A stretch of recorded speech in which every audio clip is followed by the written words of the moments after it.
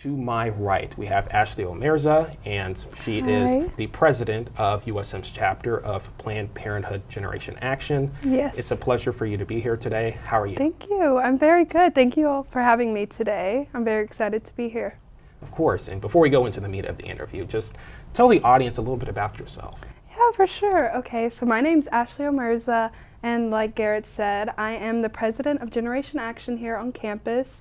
So what we do is we are an organization that caters towards students, especially those on campus of colleges, and we just try to educate people about reproductive health, our rights, sexual health, and just fostering a change in the community that can really help people our age, and especially those that are attending college and might need extra help when it comes to attaining period products, condoms. We need to pass those out, and we need to educate others about what's happening in the world relating to reproductive rights and sexual health. So yeah.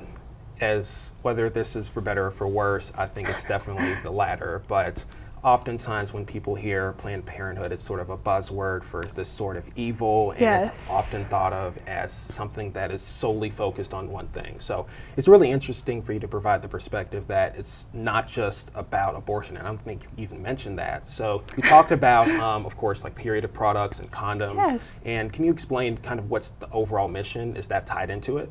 Yeah, that actually is tied into our overall mission. We really, like I said before, just want to educate people about what is going on with reproductive rights and what rights we have as college students. And we reach out to college students through passing out these period products, because if you think about on campus, a lot of people don't have cars. How do they access the things that they need, the resources they need, whether that just has to do with periods, whether that has to do with sex, or even beyond that, like you mentioned, abortion. If you need Plan Bs or you just need someone to talk to, that's what we provide. And we are through Planned Parenthood, but Generation Action is its own organization on campus that can provide many resources for a lot of people. Of course. And just out of curiosity, how'd you get involved with the organization? Well, actually, Generation Action has been around for quite some time, and it's not even just based at Southern's campus, it's nationwide on public universities' campuses. But I am a social work major, and one of my professors, Miss Ader, she told me about this internship opportunity that was just ranging for about 6 months, like March through August, just getting involved with Generation Action since they were looking for an intern. And so I applied, I interviewed, and I got the job, and my world has changed since then. I feel a lot older, but wiser in a way, more mature. I feel more educated, and I feel like I can reach people better and help them more now that I'm part of Generation Action. Of course, and just out of curiosity, can you explain a little bit about that internship, where it was, things of that nature? Yeah, for sure. So it was really based on campus through Generation Action, but Generation Action is a part of a bigger thing, Planned Parenthood.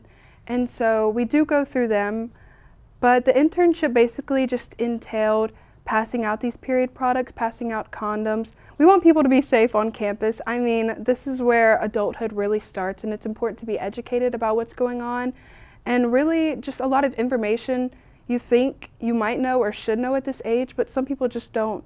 And so that's what my internship was really all about, was just connecting with students and allowing them these opportunities and resources to get what they need. So, yeah. Of course, and just based off what you're saying, I definitely can tell that you're really passionate about what you're doing, especially through this organization. And based off when you said you started in March, and we're right now, especially about to go into September, obviously kind of in the state of reproductive care where we were a few months ago, particularly in March, is a lot different as compared to now. So kind of what's the perspective that you're taking on this really issue now? Oh gosh. Well, I won't say we didn't know this was coming. We were very aware that this was happening, that the government was talking about Roe v. Wade. But I will say in March things were a lot happier and brighter. When Roe v. Wade was still going on, we had access to abortion. Even in Jackson, we had the Women's Health Center up there, and that's no longer here anymore. So just this landmark decision that happened of overturning Roe v. Wade, it changed so much, but it also didn't change a lot. And a lot of people are misinformed about that. A lot of people think, you can't get abortions anymore, you can't access Plan Bs, they're gonna take away condoms now, or just a lot of things that people are spreading. And it is true in a sense that Roe v. Wade has affected abortion, especially with the state laws and trigger laws that have gone into place. A lot of things have changed, but Planned Parenthood is still here. Abortion is still accessible. It might be a little bit harder, but we're still here with the resources. So we definitely have a lot more hope now, but it is a bit scary in times, not knowing what's going to happen, if they're going to come after anything next. But right now it's just good to be informed and know that we still do have these resources, even if state laws are a bit tricky. Of course, that is definitely good to know. And yes. Another thing that I would also like to kind of focus in on a little bit more is kind of with the focus of, it's not gone. So obviously with Planned Parenthood, there's a lot of different facets into what they do. And I guess especially in terms of really just outreach and in terms of services being offered. What are ways that you try to reach out to the community so they know about it? Like the website, maybe just like locations, things of that nature. Right. I will say Generation Action is a little bit different than Planned Parenthood, but it's all through the same. So on campus for students, what we provide just resources, letting people know that we can take you to Planned Parenthood, we can give you a safe space, we can give you pads and tampons, we can give you condoms, we can give you education, we can give you so much. A lot of people think Planned Parenthood is just abortion, but that's actually the smallest thing we do. We honestly truly provide a safe space, and more often than not, we are providing, as I said, pads and tampons and condoms. I feel like that's 90% of my work, but it's important work to get that out there. And once you reach people through these small ways of just giving them the necessities they need, they come back for more education, to learn just more about their reproductive rights and to let their friends know. And that's really what our whole goal is, just to let people know that we're here and we can provide so much for them. No matter who you are or where you're coming from, we can be a good safe space for everyone. Of course. And one thing I want to put a little bit of emphasis on as well is, you mentioned education. So what does that look like? Education can look like a lot of things, but one thing, what we're really working on is the spread of misinformation. I feel like we're almost trying to counter that by spreading our own right information. A lot of misinformation goes on about, as I said, Roe v. Wade. Like, a lot of people think everything's been taken away, and no, that's not true. They almost want you to be scared. They want you to not seek abortions. They want you to not seek out these resources, but we're still here. And so I guess it really comes down to what you need education on. I think it's good to be open-minded. I know a lot of schools teach just abstinence-based learning, and that's just not a good way to go about it. Kids are still going to have sex. They're still going to be misinformed about the things that go on. And I think it's just important to educate people simply about how sex works, how reproductive rights work, and how health encompasses all of that in a safe way. So yeah. Do you feel like sometimes, if that's ever sort of uphill battle, something that you feel like is kind of not as easy as it sounds? Yes, definitely. As you mentioned earlier, a lot of people Planned Parenthood is a scary word. It's a scary place, but in actuality, people aren't just educated about exactly what we do. And living in the South, a lot of church and religion really takes over education. It takes over almost every aspect of our lives down here. So I think it's really important that, we just focus on educating people about what Planned Parenthood does, but that can be a hard battle because just our name associates us with the negative aspects. So I think getting past that is the hardest part of what we do. But once we get past the name Planned Parenthood and what it's associated with, I think we can really help students and show them that we offer a lot more than what the news has told everyone. Of course. And going back with abortion, I understand that it's definitely a very nuanced issue. There's definitely a lot of tenets to it. And there's definitely a lot of things with, states trying to figure out what is something we should allow. Should we have it restricted to a few weeks? Yes. Should we not have it at all? Should we have it only under a limited set of circumstances? So kind of based off of that, would you say there, especially within the scope of what the organization looks at, if there's a reasonable time to say, hey, maybe we shouldn't have abortions, or is that something that's kind of a little bit more complicated? Abortion can be complicated, but also I think when it comes down to it, it's just a basic human right, a basic healthcare right that we allow abortion to go on. A lot of people think you have to have a bad case, like incest does happen and rape does happen a lot, and people think you need almost your bodily autonomy taken away from you for you to have to access abortion. And then that's just not the case. If you don't want a kid, you don't want to carry a pregnancy to term, you shouldn't have to. And these state laws, the trigger laws that went into effect, when Roe v. Wade was overturned, are really dangerous.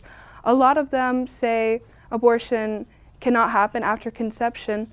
How does that work? You immediately have sex and get pregnant, and now you can't have an abortion. It really doesn't make sense. And then I know maybe today or even this week, 3 new trigger laws went into effect, and so especially in Texas, abortion is criminalized. You can go to jail for having an abortion, honestly even having a miscarriage. I know there's been some talk about murder charges for that. It's honestly insane what has happened, but I think it's really important to just be educated and informed and keep talking about it. Say the word abortion. It's not a scary word. It's not scary at all. It shouldn't be. It shouldn't be criminalized. It should be talked about and known about.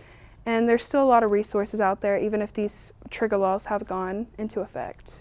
Yes, and I think you brought up a really interesting point, especially with miscarriages being criminalized. Mm-hmm. And I'm sure you're aware of this as well, but especially in the context of that, oftentimes the reason why that often can be the case is the treatment for a miscarriage can oftentimes be similar, if not exactly the same as an abortion. And for medical professionals in states such as Texas and others with laws like that, oftentimes medical professionals can be afraid to administer care because they're worried about someone saying, hey, this was an abortion, and then people losing their livelihoods, people going to jail. So would you say that this is something that is, I guess, endemic of kind of overturning Roe v. Wade, that this was going to happen, or is there a sort of way that, okay, this is just malicious and this is something that was intentional?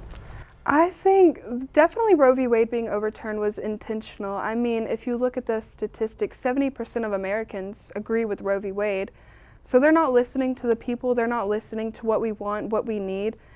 And when it comes to a healthcare setting, I can't speak personally, but I can say a lot of people, they do sometimes put with their beliefs first, and so some people won't even consider an abortion, like healthcare workers won't even talk about it, they won't consider it just because of their views. But when it comes down to like miscarriages, that's your body, not being able to carry this pregnancy to term, and that shouldn't be criminalized, it shouldn't be a bad thing, Honestly, it's a really sad thing, and for it to turn into a bad thing all of a sudden, these women and people who are carrying pregnancies or having a miscarriage, they can't even get the safe space and the support they need because it's automatically like, well, you just had an abortion or you couldn't carry this child to term. Like, you're almost useless as a woman or a person with a uterus if you can't have a pregnancy. That's really what they want. They just want people to have kids, but then when the kids are born, what happens then? I mean, look at the foster care system. There's so many kids in foster care, yet so many people are being forced to carry pregnancies they don't want. It really makes no sense what's going on at all. Of course. And one thing I want to ask about is something that I've heard throughout. You refer to this they. Who's the they you're referring to? Personally speaking, I'm talking about government officials and politicians.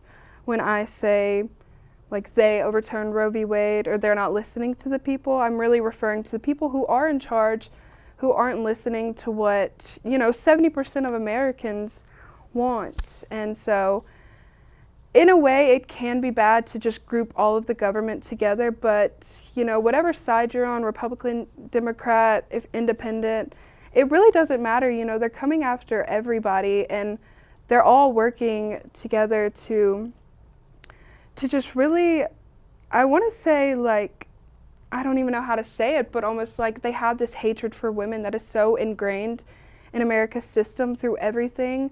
And especially women of color, Black women they face the highest mortality rates when it comes to abortions, giving birth, any healthcare setting. They don't receive the same help that white women would. And it's just crazy, and it's not talked about enough what's really going on.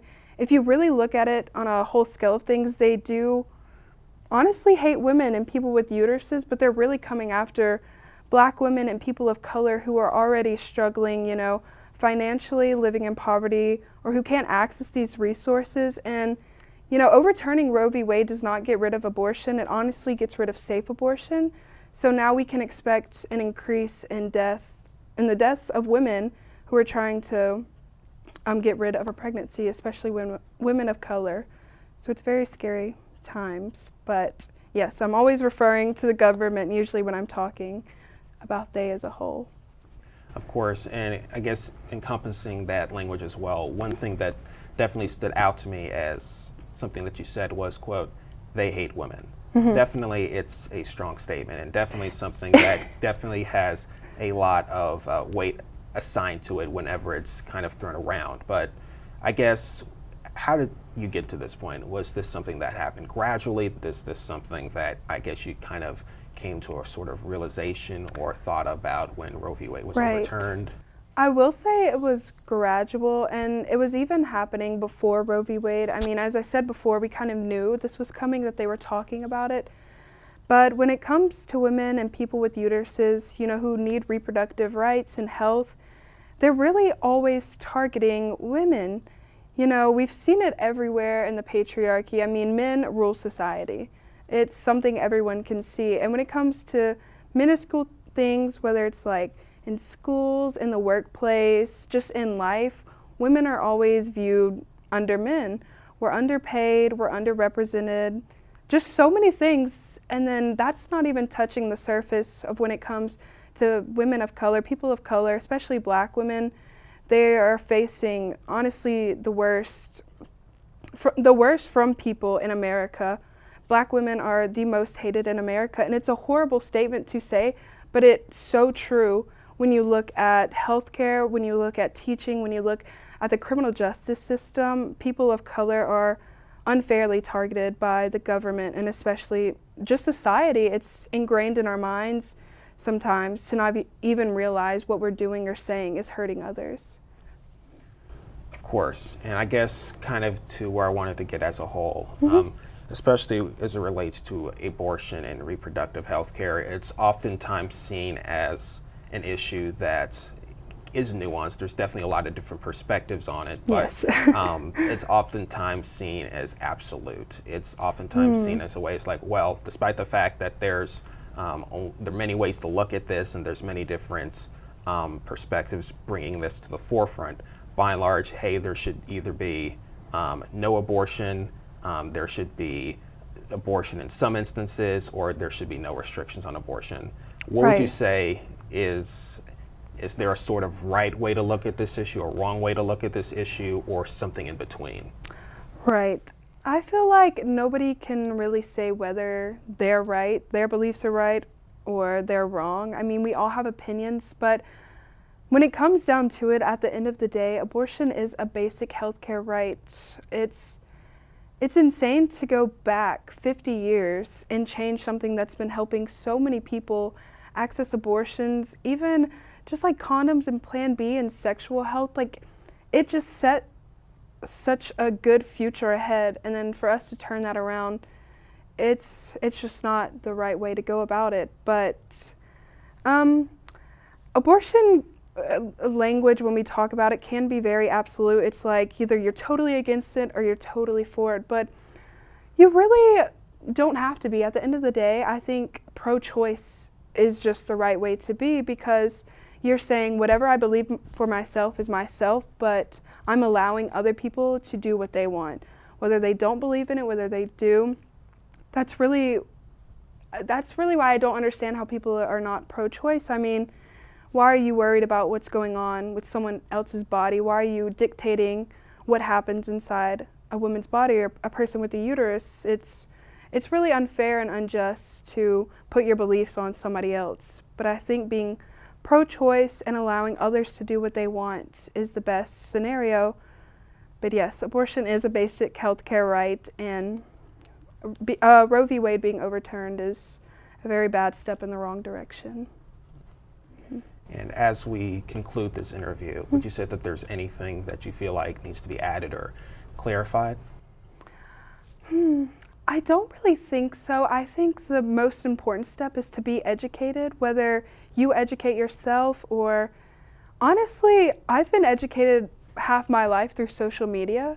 I've learned so much, you know, as I said before, growing up in the South, you have this really religious aspect about everything. And religion is great, it's fine, but whenever you use those religious beliefs to push on other people who don't share your religion or who are just trying to access healthcare, it's a really wild thing. So I think the best thing is to educate yourself before you speak, to stop spreading misinformation, and, you know, to allow people to do what they want with their own bodies. That's the most important thing, is to just, you know, be educated and allow others to do what they want as long as they're being respectful and nice. You know, there's no reason for so much hate to be spread and such a divide to come against us, especially as women and people with uteruses, to divide us when, honestly, at this point in time, we need to come together and really, you know, find that hope and find where we want to go for the future. Well, Ashley, I really want to say thank you so much for spending the time talking with me today. Of course, thank you. Having the conversation. I think you brought up a lot of great perspective. And ladies and gentlemen, this is Ashley Omerza, who is the president of USM's chapter of Planned Parenthood Generation Action. It was a pleasure to talk with her and have a conversation with her today. And thank you for listening. It's really appreciated, and this will be the first of many interviews on SMTV to come.